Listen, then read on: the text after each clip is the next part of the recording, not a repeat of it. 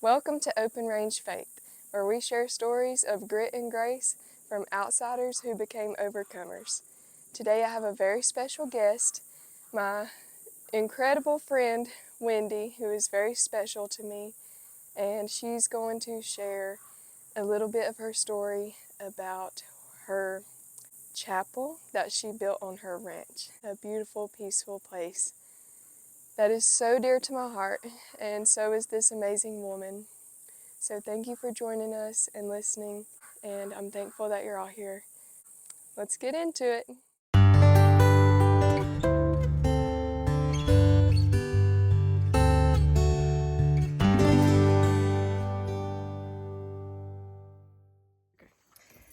So welcome to the Little Chapel Horse Ranch. My name is Wendy Crowe, and I've been here since 2019.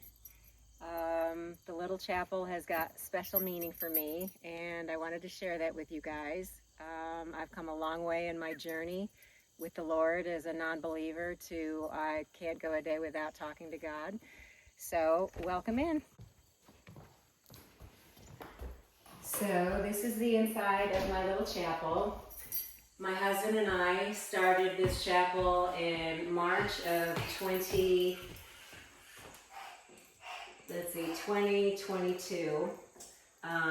We were going to build this chapel to celebrate our 25th wedding anniversary. And we built this in two sections. The first section we had finished, and we had just framed out this back section. And he died in August of 2022, so not even a full year. And I had to scramble around to try and get it finished, and I had a lot of help from people, and it came with a lot of heartache and tears and struggles, and I had come too far with it to stop, so I just went ahead and continued on. And I did as much of it by myself and with my cousin as I could, and then it just was taking up too much of my time, but I always had kind of a vision of what I wanted this to look like. So let me walk up here and tell you a little bit about how all of this came to be.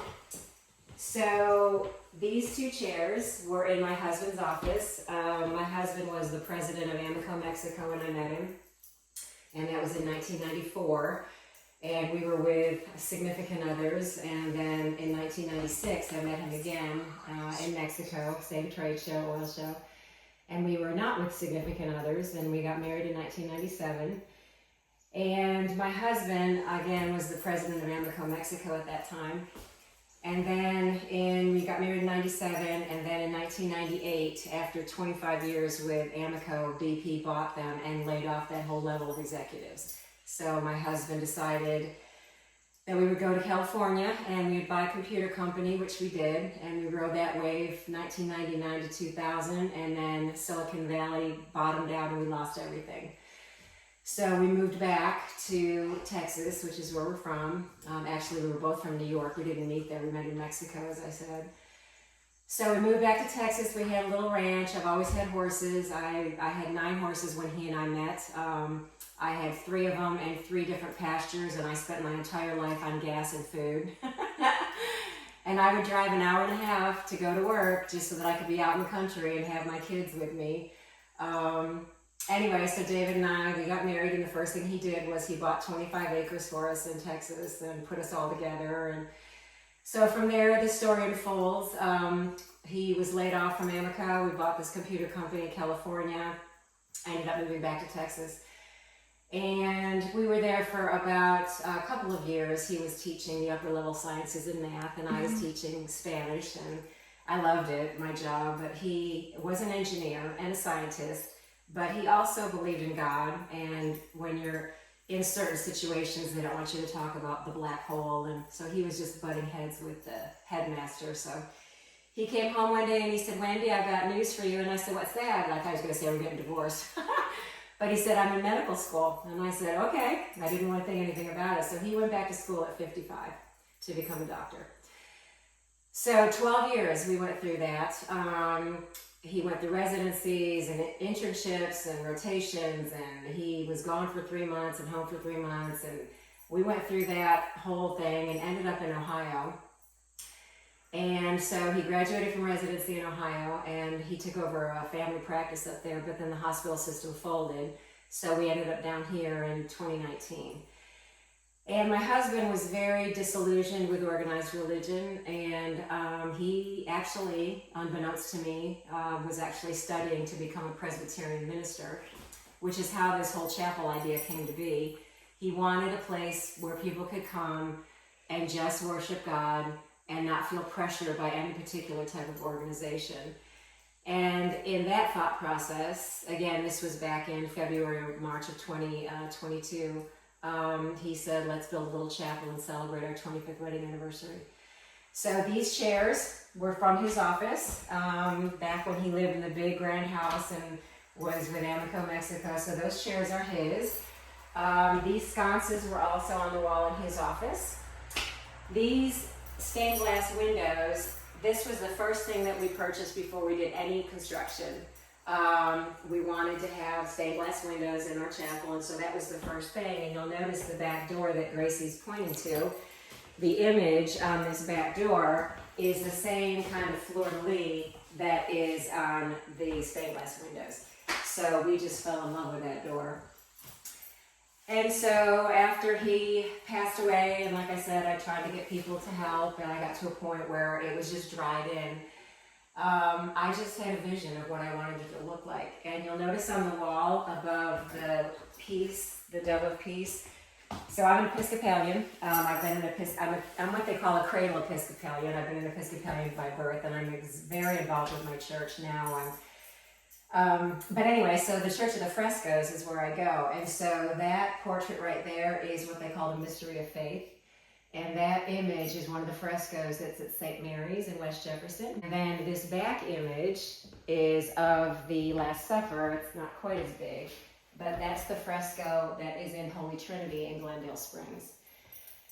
And so 20, 22, 23, into 24, little by little, I was getting it all put together. And I just, like I said, I just had an idea. I was trying to pattern my little chapel after Holy Trinity, with the wooden floors, with the matching wooden walls, and the two-tone, and the beams. And so this was all, aside from David's original idea of, the roof, pitch, and the walls, all of this was me. So it was a struggle. After he died, I didn't believe in God, is what happens when you go through these major issues and struggles and trials and deaths. It's like, why? And there is no answer. And I didn't believe in God. Somebody told me, well, this is the time you need to turn to God. And I said, well, don't tell me how to grieve. That after my husband died, one of my good friends, she said, Wendy, there are people that are going to want to help you and bring you food and all that, but you just tell them no. If you don't want to eat, you just do what you need to do to survive. This is your grief, your journey. So it was hard. It was very hard. And then a friend of mine sent me the book, Jesus Calling. And that became my lifeline. So I read that every morning. Sorry, I get emotional talking about this, but anyway. Okay. So I started reading Jesus Calling. I was reading my Bible, and I just went back to God. And so then I started line dancing, and I love to dance. I've always danced, and so I started teaching line dancing about 4 or 5 years ago. And so I teach 4 nights a week, 1 afternoon, and 3 nights a week. My passion is ballroom dancing, and so I have now worked with the West Jefferson Hotel, and I actually put on an event last Friday, a ballroom event, and I have ballroom classes that I'm teaching. So my life is full. God has blessed me. He has been there when no one else has. And I was just telling Grace earlier today, there's just so many times I can look back and say, wow, he really is taking care of me. And yes, I'm a widow, and yes, I'm by myself, but I have a lot of people that care for me and love me. But at the end of the day, God will take care of me. And I am strong in my faith, and I love to talk about my journey. I love to help people. And I think through my line dancing and my ballroom dancing in my little chapel, hopefully someday I'll be able to do something with this. But this was built to the glory of God, and you are all welcome to come anytime. I don't leave it open 24/7, I'm sorry, but just let me know if you want to come see it. But it's a great little spot. And I have 10 acres, and I've got 1 horse that I've had. He's 30 years old. He's my geriatric. And then I have 3 little minis. So this is my sanctuary. This is where I come and revive myself. So, and Gracie and I, we've had a journey together, and I'm so blessed that she's in my life. Dear, dear, sweet friend of mine. And I hope that her podcast does well. And go Buckies. I would never let the public see me like this, but you know, this is me. This is my life. This is my chapel, and it's all for God, and He's the reason I'm here. So He loves us as we are. as we are.